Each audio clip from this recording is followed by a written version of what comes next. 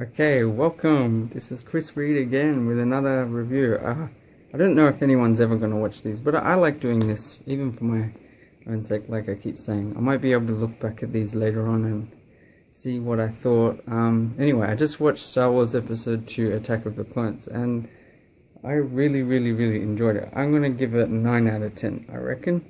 It definitely has flaws.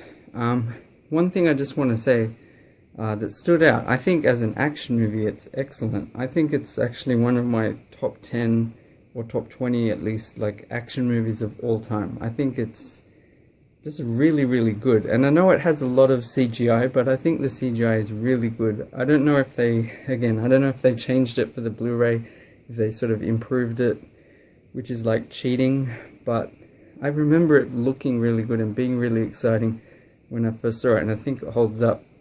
And I want to say, I know some people will say, yeah, but the original trilogy had the characters that you cared about, and these characters are in the prequels are not as good. I mean, I partially agree. I think the original trilogy is perhaps more fun. But I think the prequels are not on the same level, but not that far away. But another aspect to excitement and action is just good direction and good cinematography, good special effects. And I get the impression, I mean, I don't know, I think George Lucas is really good at action. The way I think he storyboards stuff and he has an idea of all the details that he wants to show.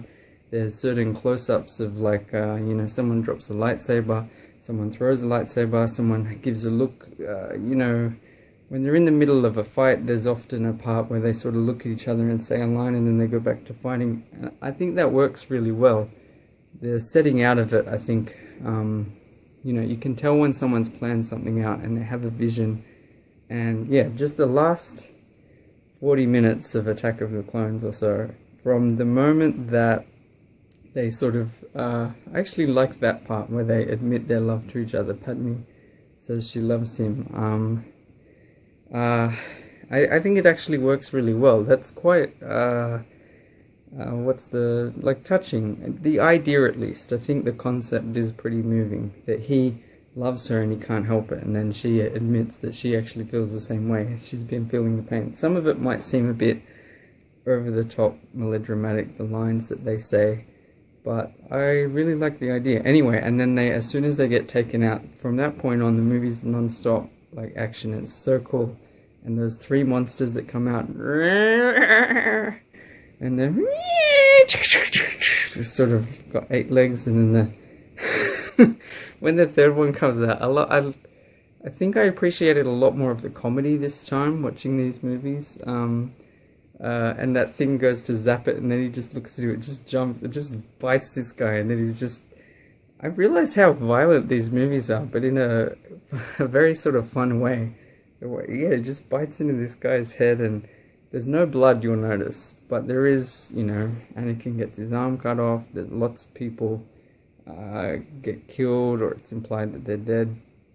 Okay, so, I don't know, I don't want to make this too long, but let's go back. One thing I want to address is what I think are a couple of substantial weaknesses, but I think, I much prefer a movie that starts sort of weaker and gets really good towards the end. I think Attack of the Clones is more like that. It picks up so you're left with a good feeling at the end. I actually realized I'd forgotten how much I've seen this movie and how much I already like Attack of the Clones. I really like it. But yeah, earlier on, I was feeling a bit uncomfortable and thinking, oh my gosh, I think Phantom Menace is better. But then it changed. So the big weakness, I think, is again with Anakin and partially Hayden Christensen. I'm going to say, I feel like there's these sort of 4 elements, like the director, the actor, the script, and editing. Those 4, maybe, I'm just saying roughly, combine together to make what you see on the screen. And does it work or not? And they all play a part. I think any one of those 4 elements, if the editing is bad, they don't take the best shot, or they're just not, or if the way it's filmed isn't that good, or if the director's not giving good direction, or giving bad direction, doing bad directing, then it can ruin it. So, and it can be hard to pinpoint. I remember the first time I saw this movie, I felt that way. I felt like there were awkward moments and I wasn't sure. Like, I sort of just thought, oh, Hayden Christensen is just a bad actor. But then I thought, oh, I don't know, maybe those lines are just inherently awkward. And it's hard to pinpoint. I think, I get the impression he wasn't that experienced. And I think, you know, because I think Daniel Radcliffe, started inexperienced in Harry Potter and the Philosopher's Stone, but then I think he's quite a good actor now. And I think Hayden Christensen, whatever, is the same. Yeah, I've seen him in other things, and I think he is a good actor, but in Attack of the Clones, perhaps he wasn't.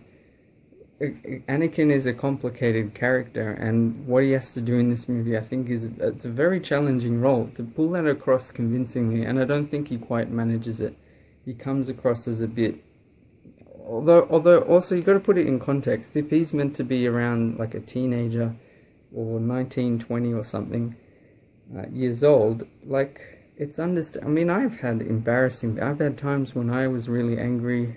I'd like to think I'm sort of a decent person, proud of who I am, but in the past, you know, times when you swear or you worry, if you have negative feelings and thoughts, and you think of the world and you think, oh, all this stuff sucks, everyone's a jerk, everyone's mean to me. I think, and then if I'm going to watch Revenge of the Sith later, obviously at some stage, I think that, you know, you can understand he's going through a hard time, and then he becomes more of a mature Jedi and friends with Obi-Wan. But yeah, there are some awkward moments. Another thing that I think is really important is with the romance. Now, in a way, I think it's kind of bold or brave or kind of cool in a way that George Lucas thought, you know what, it's Star Wars, but I think this romance is really important. So we're going to have these, you know, nice scenes where Anakin and Padme are, you know, in the fields just talking. But I don't think it quite works. It's a misconception that, you know, to make something really romantic, you've got to have the settings and people just sitting and talking and being like, I think the best romance movies often aren't like that at all. Like, if you look at Casablanca, I haven't seen it in ages, but they already had something from Paris in the past. Rick and Ingrid Bergman, I don't know her character's name. The movie itself is more sort of cynical. It's remembering things, and I mean, I haven't seen it in a while, but, you know, it's not like a nice, you know, just sort of romance and saying nice things to each other. It's more complex than that. And The Empire Strikes Back is a really good example where I like the romance between Han Solo and the princess. They sort of seem to dislike each other, or they, you know, and then in spite of that, they grow to love each other, or, you know, feel that way. And it's more spontaneous, and it's while lots of other things are happening, and it's mixed in with comedy and, yeah, action and adventure. I think that works better. So I feel like Attack of the Clones is a very good movie. Just those parts needed to be taken out. They kind of fell flat, I honestly think. I think take those parts out and Attack of the Clones would be better. And it would actually be, I'd nearly give it like a 10. There are other flaws in terms of dialogue. I just want to comment though, because I've seen it a few places. Mr. Plinkett, I think, in his review, and I think he makes me laugh. A lot of what he says, I sort of agree with, but people say in this movie there's a lot of walking and talking, sitting and talking, like in the prequels in general. But I find that a funny critique, since, you know, okay, on the one extreme you could have like a Michael Bay movie, which is just all explosions, all shouting, and you don't feel like there's much. I mean, there might be exposition, but not much, you know. I feel like a lot of the talking in the movie, they're trying to get across characters, even if some of the dialogue's clunky, some of the acting could be better. They're trying to show that Anakin's being defiant, and he's a little bit contradictory. Sometimes he's respectful and accepts things, and you can sort of see he's still learning. It's really tragic what happens with his mum. Just looking at the plot, or the concept, I think is very moving. I think that's another flaw, is some of those dramatic moments didn't quite work. I think instead of us trying to show him being defiant, it would have worked better to actually make him a really smart, really kind, caring person, and then to have something tragic happen that is actually has a huge emotional impact on the audience as well as him. But instead we get he's already sort of bratty in some ways, and then, you know, this really terrible thing happens with his mother, and then we just have this moment and, you know, she sort of dies. And it's the moment feels a bit awkward, like in terms of acting. It's like you can see what they're aiming for, but it I don't know, I don't think it's terrible, but just slightly awkward. I just think instead we needed something that actually affected us, and then to see it have a big impact on him, and then sort of weigh on him over time, and then anyway, so yeah, so those early parts with the romance, I think maybe cut those out, because there's lots of action later when he goes to track down, you know, like I think Amidala Padme's much more likable when she's doing stuff. I really like her character, that like later on she sort of falls off a ship and she just gets up and says, no, don't take me back, we've got to get to that hangar. And then they arrive there and they sort of shoot at Dooku as he goes at the end. I'm jumping around now. But I really like that, and that follows on from the first one, and again I think gets passed onto Leia especially, and I guess Luke in theory. What was I going to say? But yeah, so when they're on that planet, I think she should still be doing stuff as a senator, like doing some kind of work, and he can just sort of be there, and you can have a little bit of comedy there, rather than them just sitting and talking and having weird moments when he cuts the thing and makes it float. Anyway, and then when he's investigating what happened with his mum, and other action when they try to go to investigate what happened to Obi-Wan on Geonosis, whatever, that can be, I think that part works. Like, you sense naturally when two characters are with each other. Just a quick analogy, I saw Aliens a while ago. I love Aliens. I really, really like it, partially because of its purity. It's just so, it's sort of dark, but it's got this ominous atmosphere, but just special effects are really good. It looks really cool. It's got a nice consistent tone and look to it, and Sigourney Weaver is really strong, and she connects with this child and with Reese. And I think just wait, I think Reese is his name in The Terminator, or is that the actor's name? Oh, I'm such a jerk. Kyle. Anyway, he's a really good actor. Oh, what's his name? I'll look it up later. Oh, it's nearly there. Anyway, at the end of Aliens, I remember it actually really affected me. The little girl says to Sigourney Weaver, she just calls her mum, just casually, and I nearly teared up when I saw that movie. It just affected me because I realized, yeah, they've been like mother and daughter. They've just naturally taken on that role, and it's just been such a like relentless roller coaster ride. Maybe I'll do a review for Aliens another time. I might edit this down. I think that's a good idea, Chris. But yeah, I guess so. The point I'm making is when you've got characters that are like together through something, an experience, they naturally come close together, and out of that you can have a nice sort of romance or friendship or something, a bit like with Anakin and Obi-Wan as well. Okay, so another really, really cool part I liked was the storyline with Obi-Wan, where he's investigating, and that opening scene, or near the start, the chase scene, where just again as action, I think is really good, and just going back to like visual style, storyboarding, and just really good choice of shots, and I think really seamless CGI. There's parts that don't hold up, but they're more like the organic looking characters, and even them, they look cool, and you do feel that they're somehow interacting. There's a lot of parts where people are looking at a character. Obi-Wan looks at Jar Jar at one stage, and his eye line's not quite right, and it's obvious that he's not actually looking at him, but that's such a little thing to worry about. But yeah, Obi-Wan just launches himself, grabs his thing, and then they're flying, and the music is so awesome.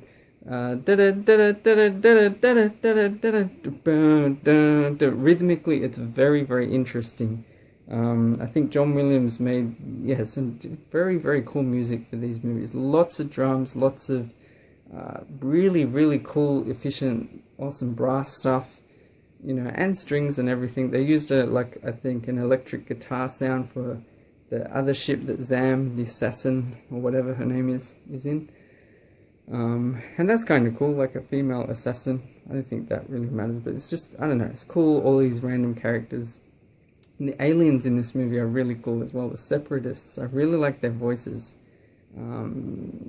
Just gives it a lot of character and variety. And I think all the sets and places, even if part of it's CGI, I also noticed there are a lot of places where there's heaps of extras, heaps of people in costumes, props and stuff, and like pillars and things that are clearly physically real. And even in the ones where it's not real, it's still, I don't think people realize when you've got complicated digital effects, you need people to design all that stuff to draw it and make it all happen. I also thought, I watched the Blu-ray, so episode 1 had a CGI Yoda, which I guess, I think the one that they used in Phantom Menace originally looked weird. Some people said he looked stoned, and I don't know if that's what someone looks like, but yeah, he looks weird, that puppet from Phantom Menace. But so it was a good decision that they did CGI for this one. I think it's better. I think it looks very good, but it's very obvious that it's CGI, but as long as you sense him being there, he has some presence, and as long as you can sort of get some acting, I don't think it's on the level of Empire Strikes Back. That stuff's brilliant, but it's still very pretty good. And Yoda's a really cool character. Again, I'm jumping around, but let's just say it now. When he sort of battles with Dooku, that part is so exciting. The way the movie just climaxes, and it's got all that action, and then they track down and track Dooku down, and then it's just one thing after another. You sort of get all the bits that you want. You get to see Obi-Wan sort of fight a bit. You get to see Anakin fight, and then Anakin's like fighting with 2 lightsabers, at least briefly. He knocks out the sort of gas thing. I don't know if it's deliberate or and then you get this very stylish blue lightsaber and a red lightsaber, and then a few lines. Christopher Lee is such a cool guy as well. His voice is very deep and characteristic. You can really recognize it. It's very unique. And you are even more powerful than you, Yoda. I can't do it. I'd love to be able to do his voice. It's so cool. And then when Yoda arrives, and the music has this very sort of there's a bit of a choir thing, but it's sort of like almost religious or something, like something amazing is about to happen. And then it's just very tense and very, very cool. Like, this is the first time we've seen Yoda in combat, I guess, in battle. And then, the force lightning and the blocking it. That stuff's really cool, and I think it really works. It holds up. It's exciting to watch, and I think in terms of characters and tension and action, it's really exciting. And then, it's clear that this battle can't be decided by our knowledge of the Force, but by our use of a lightsaber or whatever. And then, Yoda's is more high-pitched, and then, I actually really like it. I've heard people criticize it before. It might look a little bit silly. You might think, oh, it's just a guy flinging around and it's just some CGI. But I don't care. What I see Count Dooku, Christopher Lee swinging around, and Yoda going crazy, almost beating him. It's exciting to watch, and I like to invest in it. And the way I interpret it is Yoda's probably pretty old. He's probably not in his, prime. It doesn't seem like he's done it a lot, but they keep referring to Yoda. Everyone gets compared to Yoda. Whenever they say, you know, you're a very powerful Jedi, even more powerful than Yoda, or you know, they say Anakin has 20,000. His midichlorian count is 20,000. That's the highest ever, even higher than Yoda in the Phantom Menace. It's implied Yoda is, you know, a big deal. And then yeah, just to see him hopping around, and then Count Dooku, what does he say? He sort of says a line, and then this is only the beginning. Oh yeah, Yoda says this really badass line, like well, he says, much to learn you still have. But then he also says, something and calls Count Dooku, you have done well, my old Padawan, or something, you know. And then Count Dooku needs to, it's implied to me that Yoda is winning, and Yoda is going to win that battle very soon. But then Dooku has to distract him and lower this thing, and then Yoda immediately stops. And again, that's a little character moment that I like. That really works. Anyway, and then Dooku gets away, and that music at the end as well. That ending, some of the scenery I really love. Even if it's CGI, there's it's like very red. It's like a sunset. It's sort of smoky, you know. And then he meets with the Emperor. There's so many things I like about this movie. I'll try to keep this to about 30 minutes, hopefully. There's also, some other musical things. I noticed this one mainly has that one theme, the da da da da da da da da na na na na na na na na na na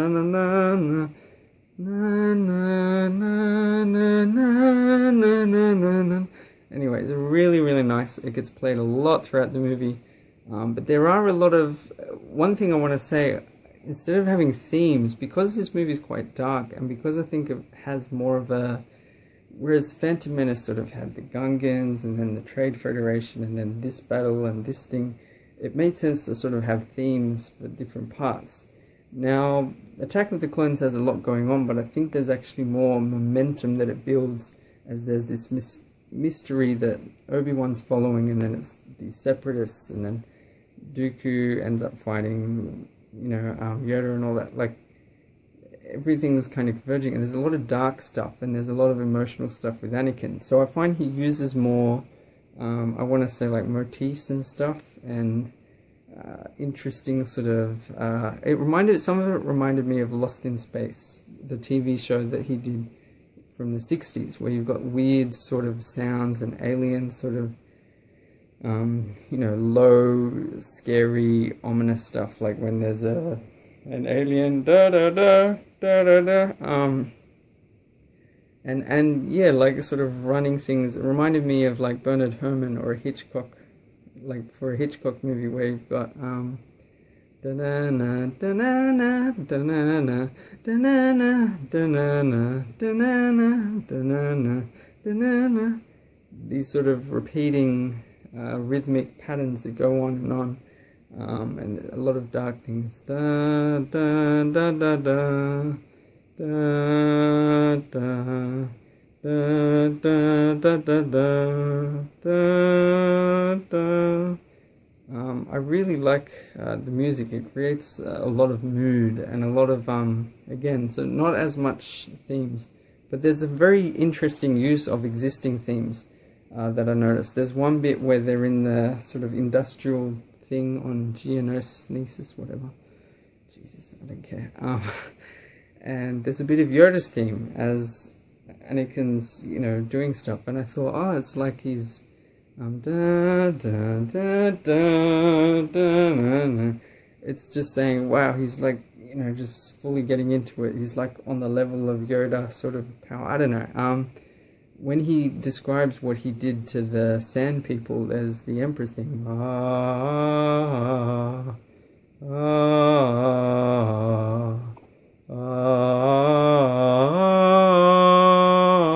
From Return of the Jedi. And again, it's good to remind people, like, there's not that many Star Wars movies. Before Attack of the Clones, there are only 4 other movies, and so that theme, for instance, has only been in Return of the Jedi. He's using it for the first time since then, as far as I know. It's got the Imperial March, like a couple of times when with Anakin, also when he's talking about the Sand People, but then at the end as well when we see the huge armies. And again, we get really nice shots that just make sense of showing a panorama and showing people's sort of feelings. I find a lot of the scenes in this movie, in Attack of the Clones, end with a character sort of out of breath or looking and thinking and pensive. And I think that really works. It creates like a mood, a tone. It adds to the tension and sort of the feeling of I don't know, you get characters are feeling something. Again, I keep comparing it to The Force Awakens. I hate The Force Awakens. It's so awful. Now I'm seeing like original trilogy here, like, and let's say most movies are like here, even good movies are here. The original trilogy is just like at the very peak of what movies can be. And the prequels, I think, are, very good. Force Awakens is way, whatever. It's just my opinion.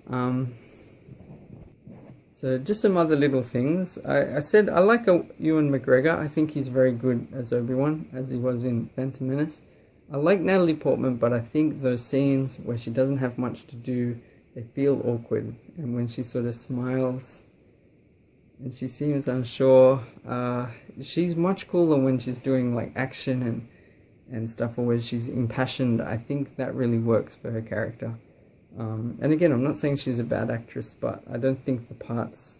Maybe I have a thing like that. I don't like when...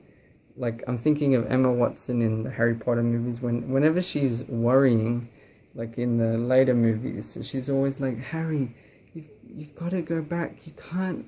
I'm worried about you. And I hate that stuff. But when she's bossy in the first one, I think she's much more likable.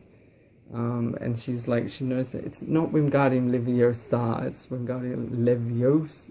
I don't even know what it is, but if she saw this, she'd be like, oh my god. So yeah, I like the story of Attack of the Clones. I think the concept is good. Although actually part of it I don't fully understand. There's like separatists, there's something. But anyway, the fact that they've got to protect Padme and she's getting attacked. And then, yeah, the way Anakin sort of looks after her, that's a bit dull. But then, there's some... I got to mention, there's a lot of parallels with, especially Empire Strikes Back. When Anakin senses his mother's in danger and he has the impulse to go, that's a lot like Luke in Empire Strikes Back, when he senses his friends are in pain or trouble or danger. What are some other parallels? Another part that I actually liked was when C-3PO gets broken apart. And I think the action is so relentless, it keeps going, that a bit of comedic relief is really welcome. And some of those parts really made me laugh, even if some of them are corny one-liners, like, C-3PO says, I'm beside myself, and there's a part where Obi-Wan says, she seems to be on top of things. I think those lines work, like I got them. But the lines make sense as well in the context. So it's like, if you get it and you like it, fine. If you don't get it, that's fine. If you get it and you don't like it, just don't complain. Just accept it as a normal line. You don't have to. Well, I enjoy the puns or the jokes. And then yeah, when C-3PO's head ends up on a droid, there's a part where he said, "Kill Jedi, die," and he's like, "Oh, what am I saying?" I found that very funny. And when the droid was like, I seem to be going too slow, I must need maintenance, or something like, I don't know. I enjoyed that. And there's another bit where one of those more advanced droids sort of seems to just bump one of the smaller ones out of the way and go. I thought that was a nice little like statement of like, I get the impression George Lucas really paid attention to what fans said and kept making what he wanted to make good movies, but the prequels got better and better. And I think some people probably complained about those droids being weak.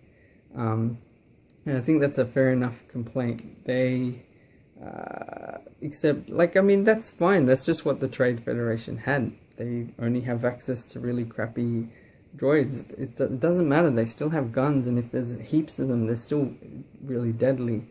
But yeah, just sort of saying, look, we're done with those droids. Now we've got the super powerful ones. A bit like in The Phantom Menace, I thought there were some good moments where it seems like, oh my gosh, how are the guys going to get out of this? There were actually quite a few towards the end. So, you know, there's when Obi-Wan gets caught, and then Anakin and Padme are caught, and Obi-Wan says, or Anakin says, I thought I'd come to save you. And Obi-Wan says, yeah, good job. I don't know, I really enjoyed that. And then, you know, they sort of escape from those three monsters, and then they seem to be sort of going well, and then they get sort of surrounded by the droids, and it's like they're stuck, and then Mace Windu comes in with the lightsaber, and that was very cool. I actually thought he was really good in this movie. I remember feeling like he looked slightly uncoordinated, and I think you can tell with some people if they're not. You know, the way Darth Maul moves, you can tell that guy is like a sort of a trained fighter or dancer, choreographer. He can do that sort of thing. But anyway, Mace Windu holds up very well. I think they make him look like a badass. Like, he's very cool. The way he comes at Jango and just and just like slices off his arm and then his head. And I remember thinking, like, I don't know, maybe that's a bit too violent, but I think, you know, it's a war, and Jango had been sort of a dick, or he was, you know, he was pretty evil at that point. He'd killed another Jedi and stuff. So I think it's fair enough. Mace Windu didn't have time to mess around. Just, yeah, that part is very cool, I think. Also, when he walks up and then has the purple lightsaber and then is confronting them. And then, of course, after that, you know, the other droids come out of nowhere, and then it's all these Jedi running with lightsabers. I love that bit. That was so cool and exciting. I really, really enjoyed it, just watching it. Now, it was, yeah, awesome. It's, yeah, I thought it was very satisfying. Even if you can't follow every bit of action, it looks really cool, and it does hold up as a story. It's in terms of what was leading up to it and what the Jedi are trying to do, and they didn't necessarily know how much droids they're up against. But anyway, it's cool how they get surrounded, and I really like how Mace Windu and Obi-Wan work together. Like, I was getting so excited and into it, really enjoying it. Just visually, like a feast for the eyes. It looks so cool, and it's not too fast and to not be able to follow. I really like the pacing. That's why I really think it is an excellent action movie. But then, yeah, when they sort of get surrounded and then Yoda comes down, I think Natalie Portman says, look, and then this comes down, and then around the survivors, the perimeter create, and all that. And then when it goes out into the Clone War, that part, just some of the coolest special effects I'd ever seen up to that point in 2002. And I still really, really like those parts. I think it looks awesome. And yeah, just seeing the scope of it and all the sort of stormtroopers or whatever firing, and the way the lasers looked, and there's some parts where it's really dusty, and you get nice little things that happen, like Anakin says, fire just above the fuel cells, and they fire, and it sort of knocks them down, and there's a big, and Obi-Wan says, good call. Those parts really made a lot of sense to me. I thought, yeah, that's cool. I like that kind of action where you've got really cool looking things and set pieces, but then you've also got there's like little funny one-liners and stuff, but also stuff that, I don't know, it fits for the character. I don't know what I'm saying. And seeing some of those other cool gadgets, there's a rotating, rolling thing that shoots rockets, and then we get to follow one, and then I don't know. I enjoy explosions if it's sort of artistic and we get to see the flow of it and all the colors. and I don't think it's important to say maybe it doesn't. I don't think it glamorizes war. I think we understand. It's just a movie and it's fun and it's the good guys against the bad in theory. We understand people are going to die. Even kids understand that concept. We don't need to show blood and pain, the pain side of it so much. And adults can take it more seriously if they want and ponder other aspects of it. But okay, try to just a couple more things. Django, I think, is really cool in this movie. Django Fett, and also there's so many things. The planets, I think, the way, like what's it called? I'm thinking Kashmir or Kasimi, Kamisi. That just like a water planet sort of. I thought that's cool. It's like a new place. I really like Obi-Wan's ship. It's just so cool, and the way he's on an independent mission, and just it's sort of the sound effects are so cool. I don't know how to explain, but like there's so many details and so many various sounds, and the way they're synchronized with the images is really cool. And he stops and he leaves his little circle thing and then flies in. But yeah, there's a couple of action scenes with Django I think are awesome. When Obi-Wan fights him sort of one-on-one, and they sort of got the lightsaber and that thing, and then they sort of both get disarmed, and we've got shots. It's really well directed. You know where Django's gun has gone, where the lightsaber's gone, and then they're sort of punching a bit, and then they're using other gadgets one at a time, and it's really easy to follow.